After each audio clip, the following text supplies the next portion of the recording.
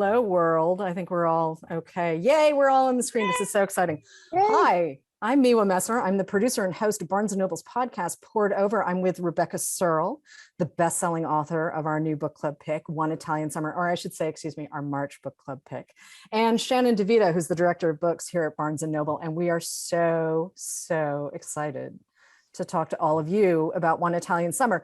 But before we get started, a couple of things. There will be spoilers in this conversation. This is, after all, a book group discussion, and Rebecca does not often get to answer these kinds of questions, and we are very much looking forward to this.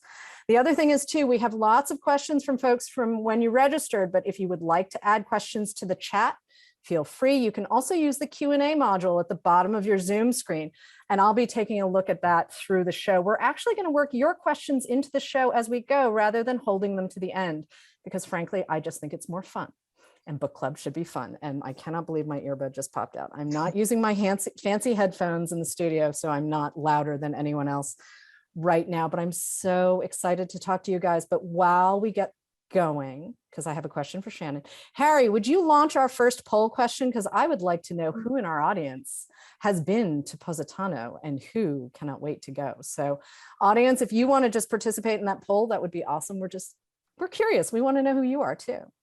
But Shannon, I know why we picked this book, but I think the audience and Rebecca would like to know why we picked One Italian Summer for the March Barnes & Noble Book Club pick. Well, so happy to be here. Thank you, Rebecca, for taking time out of your busy life, especially writing more, hopefully. But I love Rebecca's backlist. I love your backlist. And as soon as I saw that there was a new one coming after In 5 Years and the dinner list, and we had One Italian Summer, I devoured it. Not only did it make me hungry because of all of the food descriptions and gave me wanderlust because now I am dying to get to the Amalfi Coast, but it made me cry. The way that it meditates on a relationship between not only a mother and a daughter, but a person and herself, I think really kind of gave so many layers, and I think really is ripe for discussion for a book club. So it's just perfect timing going into Mother's Day and summer and coming out of the last few years. I think there's just so many things to talk about with this book. So I was so excited that we could get it for book club.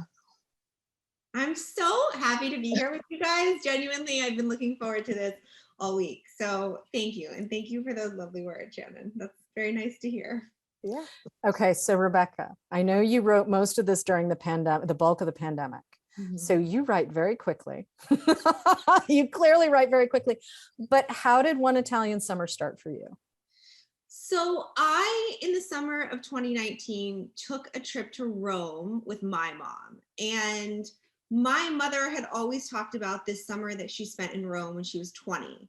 And she went with her best friend, Meryl, and they fell in love with these guys, Remo and Francesco.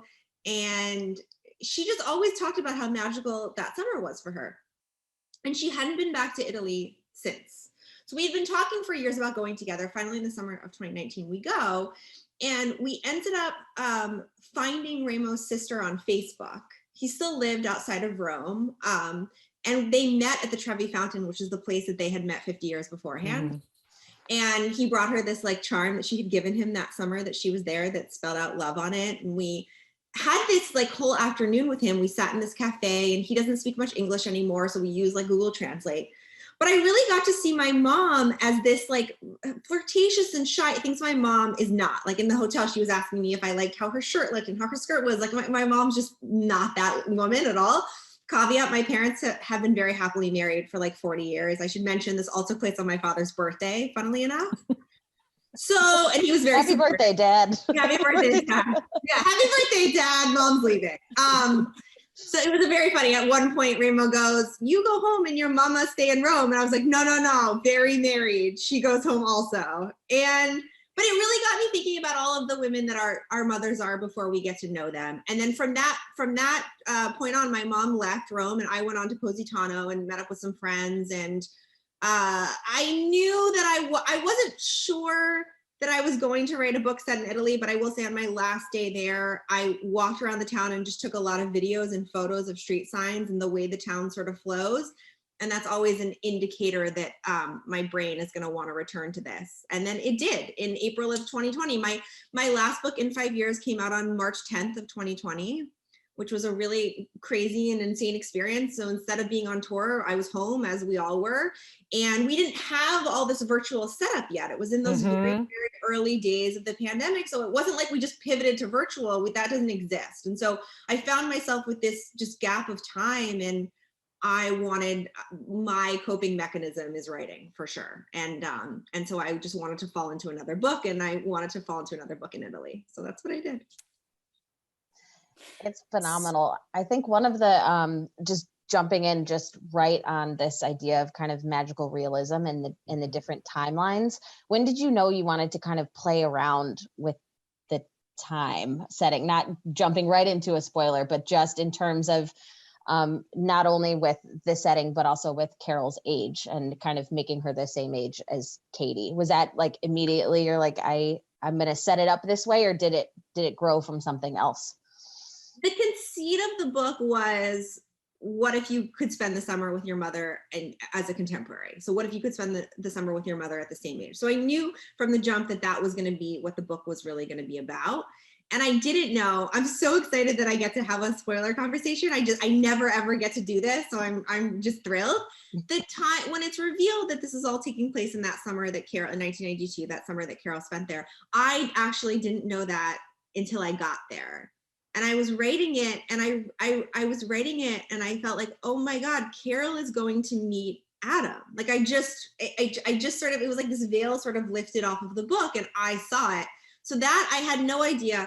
As I was writing, I felt like it's likely just a watercolor of time. Like she's meeting Carol when she's not, and she's not with her when she isn't. And then in that moment where Carol is going to meet Adam, I realized that this was all taking place in her mother's time. And actually it was going to be Katie who had to choose, right? Not just her mom that has to choose to go home, but Katie has to choose it as well. So when Carol's standing at the hotel desk and Katie realizes that's mom, is that the moment where you put them together, or had you, I'm just sort of playing off of what Shannon just asked you, because we do have a couple of questions about Adam in the timeline and how that works. And I'm assuming that just falls under the rubric of time travel, and you get to make up your own rules, frankly. Yeah, you do. You get to make up your own rules. That's one thing I love about writing books. I say it, so it's true. No, I knew, the veil that I'm saying that got lifted where I realized this was taking place in 1992 was not until I realized it the same moment that Katie does. That moment where she runs down the stairs to Nika, and she's like, wait, what's going on? That was the moment where I uncovered it also. The moment with Carol was always going to be what it was, although I played around with, for a very, very brief moment, with the idea that maybe Katie would be like, this woman looks really familiar. But what I realized is that if I met my mother at 30, I would know her immediately. Like there's no universe in which I would not know that is my mother. Like there's no, oh, she looks familiar. She looks like, you know your mom, and you know your mom at any age. And I think that's part of the intensity and the intimacy of that relationship, is that you know her as your mom, but you know her at any age. One of the things I love that you mentioned early in the story too is Katie is sort of very definite about the fact that she is not a romantic. She is her mother's daughter. She is very practical. She believes in, what's the phrase you use? The importance of a neutral palate and temperament, which, I mean, Katie's young. She's figuring a lot of things out. Her marriage is not going well because honestly, she got married much younger than she planned to. And she holds her parents up as if they have the perfect thing. And I think any adult will tell you there's always a little bit of work. Like, even if your person is the best person on the face of the earth, it always takes a little work for any of us. So can we talk about Katie's evolution for a second? Because there are some folks too had some questions about that. It seemed like, well, she was always just waiting for her mother's permission, which I don't think it was quite that. I think Katie was just finding her footing. She's young. Yeah. So Katie was a very interesting character to write from the beginning, because I was coming off of a novel in 5 years that just where Dani, my protagonist in that book, knows exactly what she wants for her life. I mean, that book opens and she's like, here's what life is, here's how it works, here's my role in it. And Katie, when we meet her, has absolutely no idea what her role is in her own life.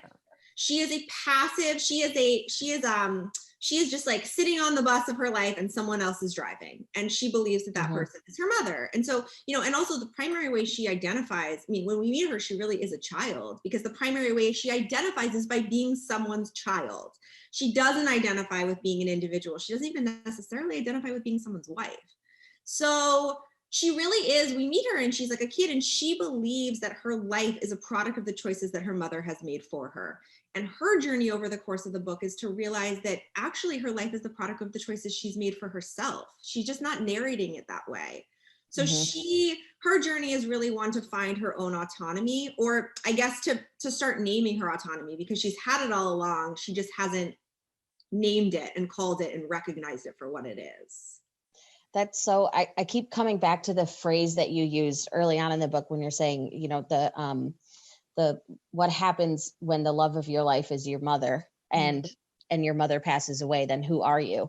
And it's kind of discovering the love of her life is maybe doesn't have to be tied to a person, but tied to what she wants out of life itself.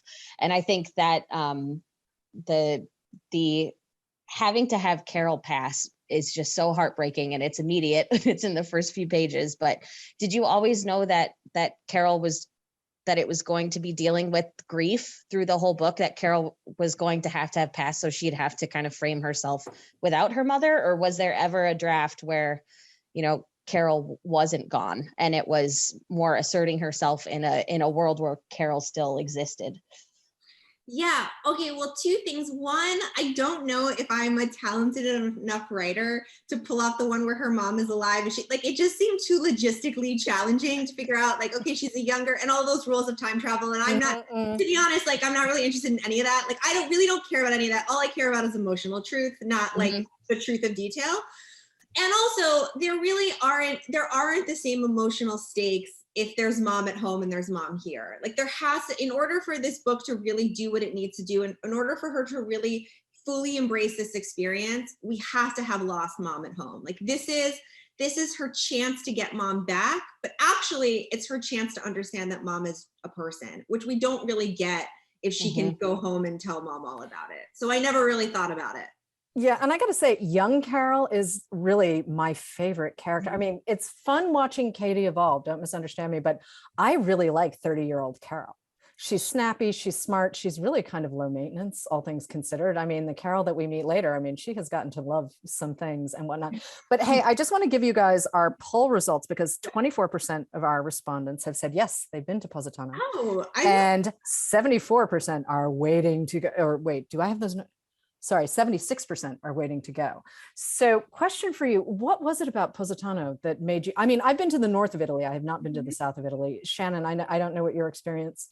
I have not been to the Amalfi Coast, but I have a poster on my wall. Okay, close enough. I'm gonna manifest it one day. I think, I mean, okay, it is a tremendously magical place. It's impossible to not feel that magic when you are there. It's just, even just the beauty of that place, what it looks like during the day, what it looks like at night. The other thing about it, and I wasn't thinking about this consciously, but it is, Italy, I think, is one of the few places where you could really pull off this book. Positano in particular, because it's a town that doesn't really have cars. There just aren't that many markers of modernity. The other thing is, my mom had spent time in Positano that summer that she was in Rome. And so she would talk to me about different restaurants or shops. And what I started to notice when I was there is, oh, all these places are the same. Like Chez Black is the restaurant that's still in the marina. These, you know, boutiques are still making the same printed dresses with like lemons on them. That so little has changed over the decades there. And that, I think, is one of the, I don't know, I hope it's a little bit of people's takeaway from the book as well, that we are, I think, sometimes so unbelievably obsessed with our current modern moment and all of the details of this moment and what is happening right now. And I think that we oftentimes sort of forget that, like, place prevails, right? And you get such a sense of that when you're in a place like Italy. And I find that idea to be very just peaceful and soothing, and one that I really wanted Katie to experience. So it made sense that it was there. And the other thing is, you know, and we can talk about this more, this is really a book about coming back to life. Like, we are like metaphorically and also physically feeding this young woman, and Italy just felt like the right place to do that. I don't think Katie was ever going to hit this point if she'd gone to Joshua Tree. And I say that as someone who loves Joshua Tree. You're not going to find this at Monmouth. You're not going to find it at Bear Mountain. You're not going to find it, on Catalina. If I'm showing my Southern California bias, apologies all. You but, are. It happens. It happens. I mean, Italy is gorgeous, but I do think it's really important to take Katie out of her comfort zone. And also she leaves her husband behind. And it's not because she has plans of grand adventures and everything else. She's just like, listen, I was taking this trip with my mom. You're not my mom. And he kind of lets her go. And I think it's kind of a sign of both of them being slightly immature, because they're like, well, of course, this is how it should be. And I'm like, but you're married. I don't know. It seems like you should have more communication. Or, maybe that's me just being old. I don't know. And maybe I'm idealizing Eric a little bit here, but I do feel like he knew that that's what she needed. Yeah, so maybe there's entirely like possible. An immature side of it, and that's showing my difference in experience in relationships. But I feel like he knew that she needed something very different, which brings up the other huge overarching question I have: that did this whole thing really happen? Because I think about it, if you could read it in the idea that this is a dreamlike experience, and it was kind of a I don't necessarily take that away from this, but I do think that there could be a reading where you could say that this was all in her head, and not in a negative way, but just an internal experience that she went through as part of the grieving process. That's really interesting. I mean, I think that you could likely say that about all of my books. You could say that about The Dinner List. You could say that about In 5 Years, and you could say it about One Italian Summer. I believe very strongly that all three of those books really happen, that these are real, that they just, they exist in a world that's just a little quirkier than ours is. I think that they really happen. But, one of the really nice things about, I feel like, writing books is that once they are published, and I believe this really strongly, they belong to you as much as that story belongs to you as much as it belongs to me. Like, I know I don't have more of a hefty vote on that than you do. It's really whatever you take away from the story. For me personally, my belief is that they really did happen, but I'm only one vote. I'm too. I know. So for the record, I do think it happened, but the way that I read things, and also I read a lot of fantasy. I read a lot of sci-fi. I read a lot of the, metaphysical, meditative fiction. Like you can take different things from it, which I think is actually the genius of the way that it's written. So it's just, and I went back and reread it, and there's so many pieces of it that show who we are as people and how we interact with each other and how we write our own history. There's this one, I pulled this one quote because I became obsessed with it, and also because of the metaphor to just books in general, and clearly we love those here. But it's the history memory is by definition fiction. Once an event is no longer present but remembered, it is narrative. And we can choose the narratives we tell about our own lives, our own stories, our own relationships. We can choose the chapters we give meaning. And that hit me. I mean, that right there encapsulated so much of what the book was, and so much of, learning about other people's chapters and how they use different pieces of their life to shape who they are. And it's, we write our own fictions, which then become our reality, which is amazing. I was obsessed with that quote, so I wanted to make sure I got that in. And there's also family mythology. If you think about it, every single one of us has grown up with family mythology. Katie's family mythology is my parents' marriages. Well, it's good. I think it's great, but my mom knows how to do everything. And when you grow up with that kind of mythology and you identify that strongly with your family's narrative, it's really hard to start your own. But, we have a couple of questions from different folks in the audience asking about your creative process, Rebecca. So can we step aside for 2 seconds, since we're talking about narrative?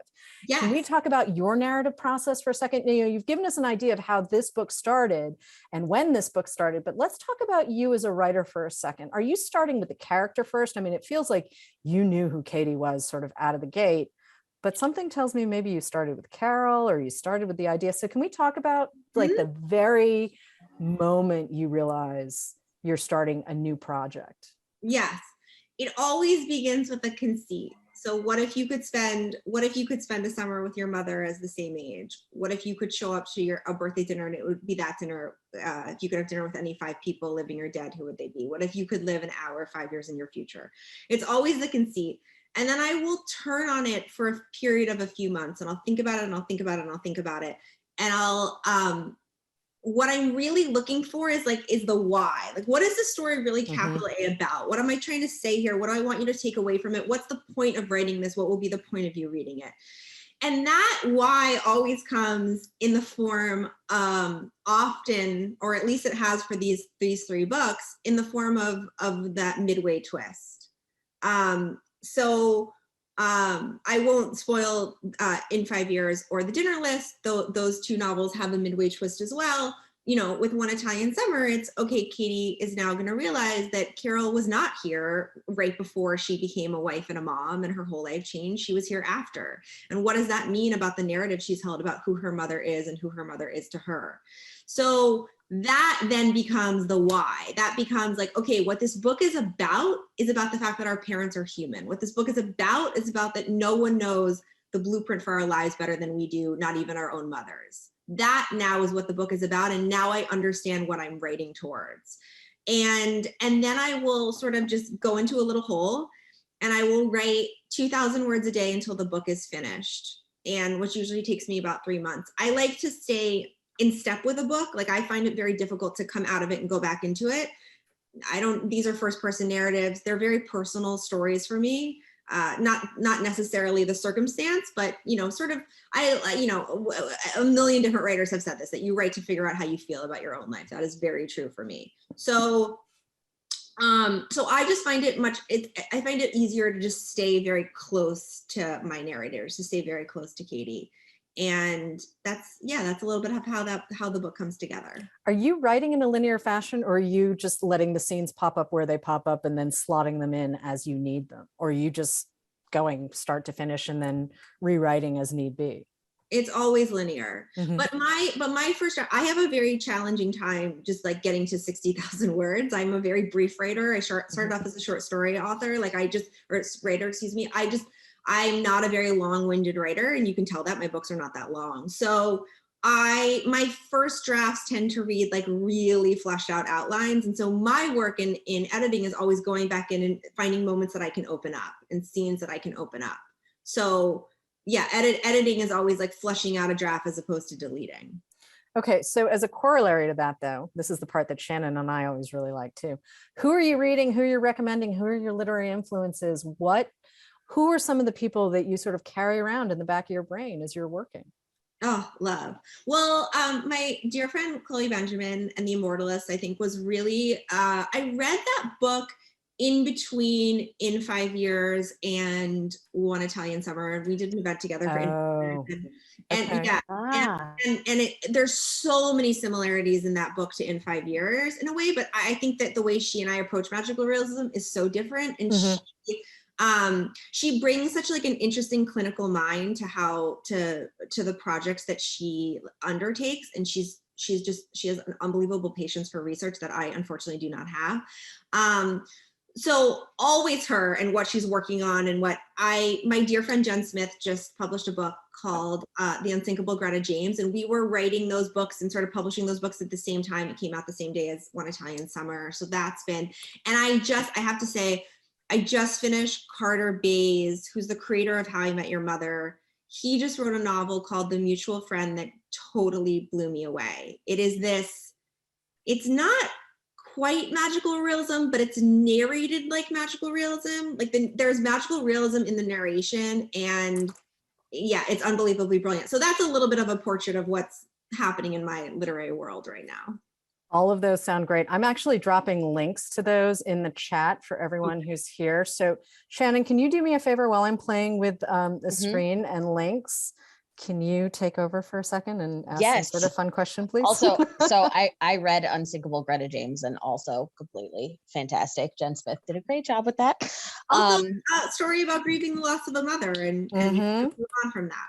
Yeah. How did you know, especially with the parallel of, you know, Carol finding herself for a different reason, how did you kind of did you always know it was going to happen at the midway point? Did you think about doing it earlier or later, that reveal that it is after Katie was born? Or was it, did it just grow based on how you knew the characters were going to interact? So you knew that, you know, mom had to be going through this trial and tribulation. So Katie's going through this trial and tribulation, and I'm going to make it at the midway point so that the fallout is that much more dramatic and heartbreaking and meaningful for Katie. I think that both the midway twist and the end of a book always present themselves very organically. Like you know when you're there. It's a gut sense. You just arrive, and all of a sudden, you know, there's that photograph, or I always find that the midway twist and the end just sort of deliver me to that moment. And it's my job to pay attention to when that moment is, because that's the moment where it will feel organic in the book. That organic presentation tends to be usually, actually, in One Italian Summer, it's a little bit later. Usually it's a little bit more towards the midway of the book, because you want time to deal with it. I think in the case of One Italian Summer, the process of getting to know young Carol is preparing her for this. She's seeing like, oh, mom is both who I thought she was and also not. Like, mom's a person. She's a person that has, you know, who has lost, by the way, a parent of her own. She is a person who's like really sort of grappling with, before she even knows about baby Katie, with what she wants for her life. You know, she's a person who really wants to have this career and isn't sure whether it's going to come together or how. And so we're preparing her in a lot of ways to be able to absorb that information. And then at the point that she does, obviously she's very angry. There's a lot of heat to that, but we don't want her, like, we want her to come around relatively quickly, because otherwise she's not seeing mom as a real person. If she stays in that anger and if she stays, then it's still just about me. It's still just about me, Katie. It's not then about, oh, Carol is this real person. Not only is she my mother, but she's now my friend who I care about, and I care about her life, and I care about what she wants for her life and what she wants her life to be. It is. And I'll be honest, I struggled with Katie initially because she did feel so, it was hard to judge her because of the grief that she was dealing with. And we all kind of deal with grief, I think, in a very different and personal way. But she did feel kind of selfish in the first part of the book. And I think coming to terms with the decision she's going to make in a world without her mother in it, she had to kind of go through that decision-making process and kind of come into her own as an adult, coming in feeling very much, you know, always defining herself as a daughter, always the daughter of this icon, this great person, who this statue of a person who she realizes has cracks in it, that it's not this perfect picture of a woman. And that kind of gives her the freedom to make those decisions to be her own woman and not the daughter of someone else. So yeah. I also felt like Katie needed permission to be messy. Mm-hmm. That she just really needed space. And I know there are some readers who have sort of struggled with Katie's view of the world and whatnot, but to me, she's just very young and she really wants to please her mother, and she wants her dad, you know, she's good with her dad. Her dad is who he is. But mom, you know, mom helps dad run the business. Mom helps, you know, at one point, I think Katie says, I don't even know where to order flowers from because I just called my mom and she would do it. Mm-hmm. And, you know, I get it. I totally get it. But her house was designed by her mother. In some ways, it was just easier for her to think, oh, I'm doing what mom needs. Mm-hmm. And I'm showing up in a way that's good for her, especially when she's sick. I mean, especially, you know, when you're dealing with a parent who's having a rough go of things, it's, you know, I think there's a little bit of compassion that I might have for Katie that had her mother not been dying, I might have been a little slim with. Yeah. But grief is, you know, we think grief is something that you can manage and work your way through. And it's just like, oh no, it just comes and it goes and it comes and it goes and it does what it wants to do. And, you know, there's something about second chances though. And I want to ask both of you what it is about second chance. I mean, we don't often get do-overs in our real lives. So like, is that why we love reading about them for other people, because we don't often get them? Or is it just living by, like, really, why do we love these stories of second chances so much? I think so. And I think it comes back to what we were talking about earlier in terms of how we narrate our own lives. I think in the narration of our lives, we have moments that we know we could return to where we could do it differently, maybe better, maybe worse, maybe parallel. My friend Lila always says you don't get to be your own control group, which I love. And I think about it all the time, like, this is it. You know what I mean? Like, you don't get to see 8 different options.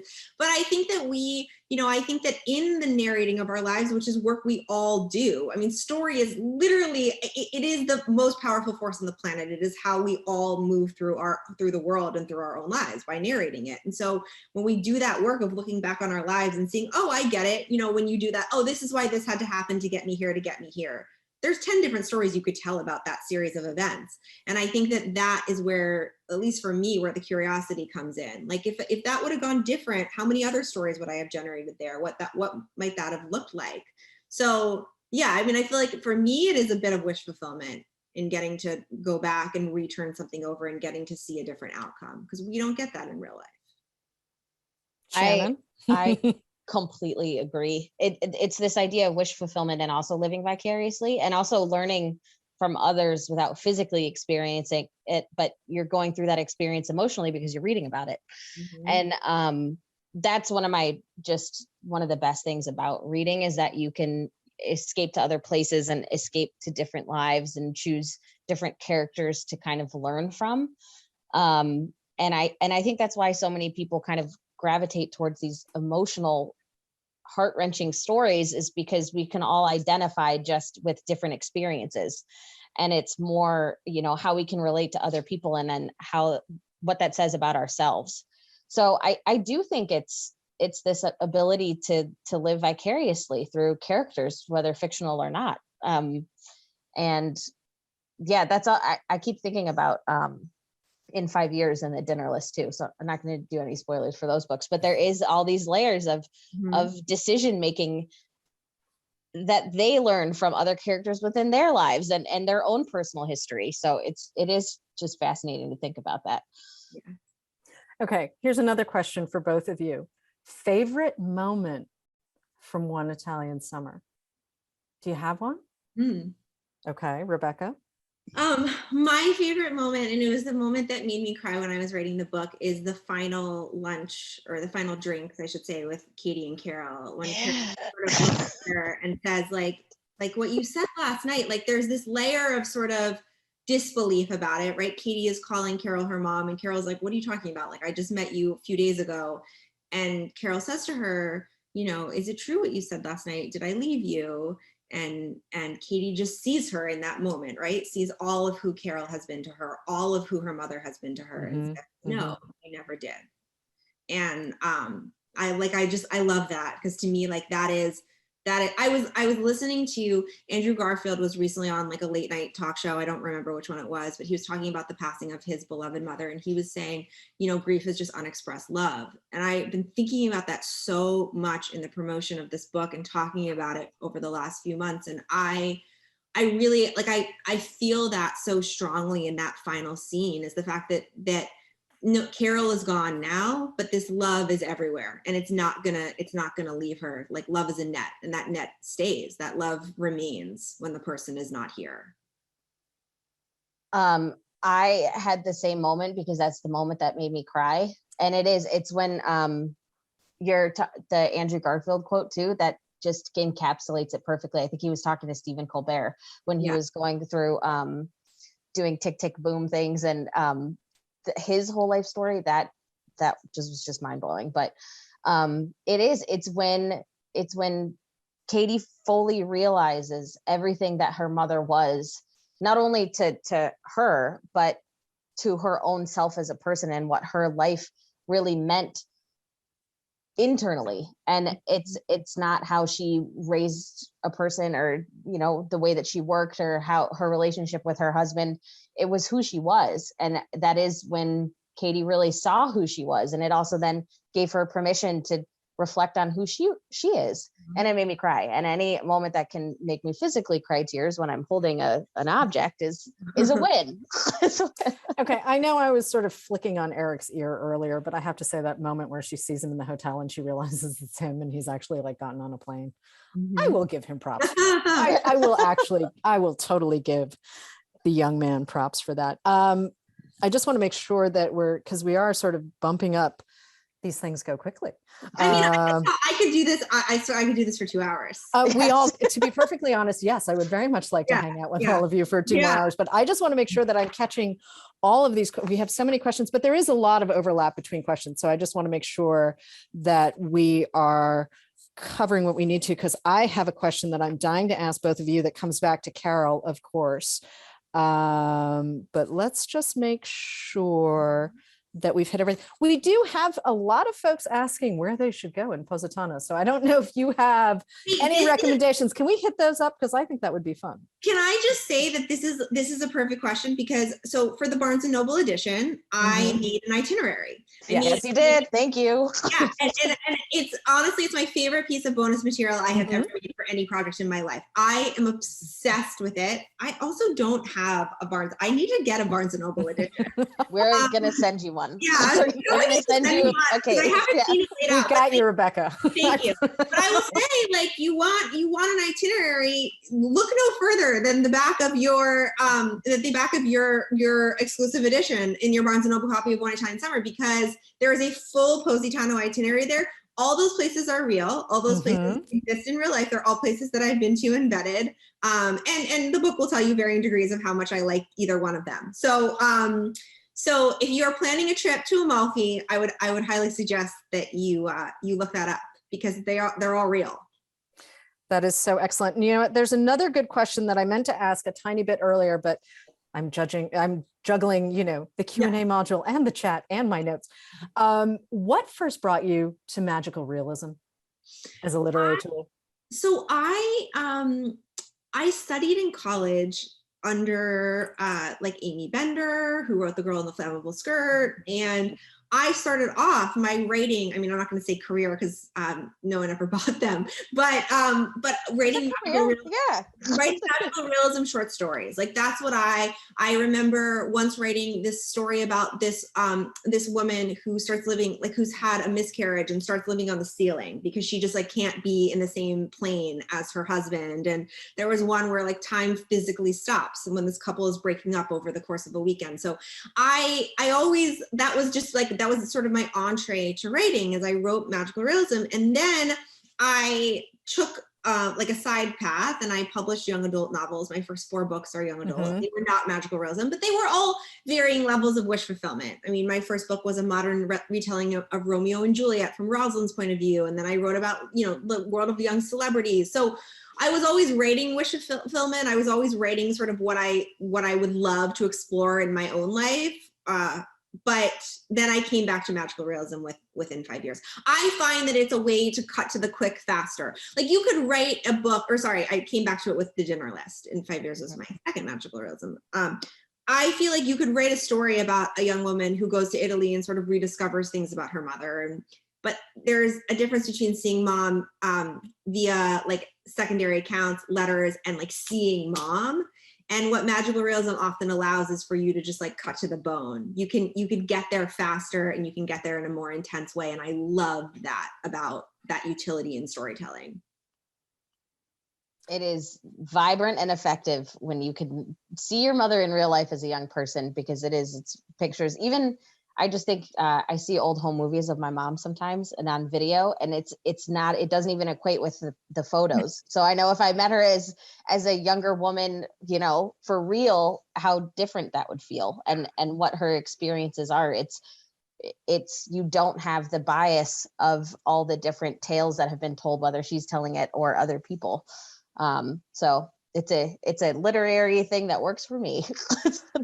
Okay, and speaking of mamas, lots of people want to know, Rebecca, what your mama thinks of your book. My mother believes that everything I read is about her, but this one, obviously in particular. No, it was very sweet. I actually sent her this book before I sent it to my first reader or my agent or my editor, anyone. She read it first. She loved it. She's so excited. And I was at the last stop of my in-person book tour last week in San Diego at Warwick's. We did a library fundraiser and she surprised me at that stop. So that was really fun. She flew in and she got to be at the last like in-person event, and that was really lovely. So it's been fun to have her along for this ride for sure. Yay, mama. Yay, So mama. speaking of mamas, Carol has this great list that Katie cites in the beginning of the book, Carol's rules to live by, which I think are kind of adorable. But Shannon, do you have a rule to live by that you're willing to share here? And Rebecca, I'm going to ask you the same question as soon as Shannon's done. This is going to sound so trite considering where I work and what I do. But mine is to read every day. And it doesn't have to be a book. But physically reading something that enriches my life. No matter, sometimes I read for a minute, sometimes I read for 6 hours. So reading every day, I think, would be mine. I love that. I'm going to tip my California hand. And also I believe in a morning routine. I think it's really, I think it's a great thing, but I'll keep it very simple. Just like have some other form of liquid before you drink coffee in the morning, like hot water, lemon, or like a celery juice. Again, like tipping my Los Angeles hand, like, something before the coffee is like a really baseline thing that I feel like we can all accomplish and is very important for our health. So that. I am going to do that. Yeah, I have to say, yes, please. We should all be doing that. All be doing that. And I'll Miwa, say, mine yours? is a corollary to Shannon's, but it's a corollary, which is I don't finish books that I'm not connecting with. I don't do it. I am in and out if it is not working for me, and I just do not force myself to finish a book. And I am one of those people who believes that there is a book for every reader. Absolutely. But I also believe that I am not the reader for every book. Yeah, I love that. I read a lot. Yeah.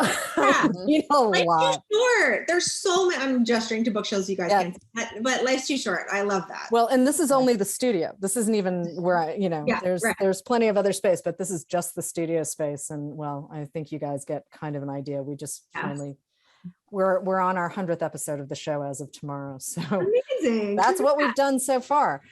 But hey, Rebecca, before we let you go, what's the one thing you hope readers will take away from One Italian Summer? I mean, we've covered a lot of ground here. We've covered craft, we've covered character development, we've covered story, we've covered technique, and we've also covered emotional payoff. And that's really important when you're doing a book like this. But what's the one thing you want folks here to know?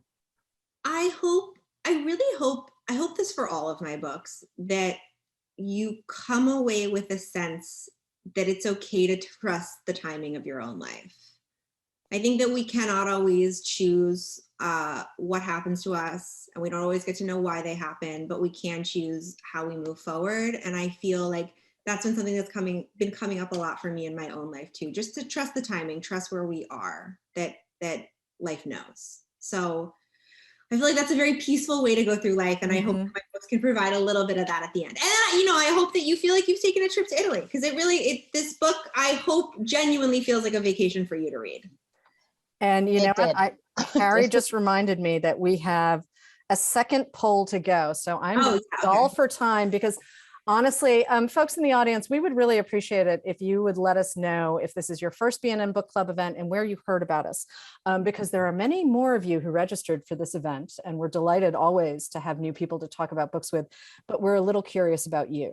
And the only way we're going to find out more about you is if we ask. So if you wouldn't mind, I am going to toss out that our new book club pick is here, Sea of Tranquility by Emily St. John Mandel. And if you liked One Italian Summer, I will say there are some tricks that show up in Emily's new novel that you might like. And if you saw Station 11 on HBO Max, you really, really want to read Sea of Tranquility. So just to know that there's a consistency of reading experience that we like to give you with the book club. Thank you so much, Shannon, for that. And if you are at all interested in the podcast, which we do 2 to 3 episodes a week, depending on what's out there, we are poured over, POURED over, nice little homonym for, reading intensely, on your favorite podcast app. And we're also at bn.com /pod. But Rebecca, thank you so much for writing the books that you write. They're just fun and smart and snappy, and you make us think. And emotional. Oh, okay. Well, Thank you guys so much. This was truly such a lovely and delightful event. Thank you. I had the best time. And audience, thank you so much for joining us. If you want to watch this again, my understanding is we pop these up on YouTube, Barnes & Noble's YouTube channel. So if you really want to hang out with us again, you can do that on your own time. And if you do have folks that did not want to participate in the spoiler part of the conversation, well, they can come back and watch this on their own time. And then anyway, thank you so much, everyone. Harry, if you can send me those fun little poll results when you have them, that would be great. I would really appreciate it. But thank you again, Rebecca. This was really, really fun. And I could go for another 3 hours. Thank you. Thank you. But I think we kind of have to let people leave Positano for a minute. And then we'll come back. Go back to everything else. We'll So let them go thanks, home. everyone. Have a great afternoon. Yes. This was so much fun. And we'll catch you at the next one. Bye. Bye. Bye.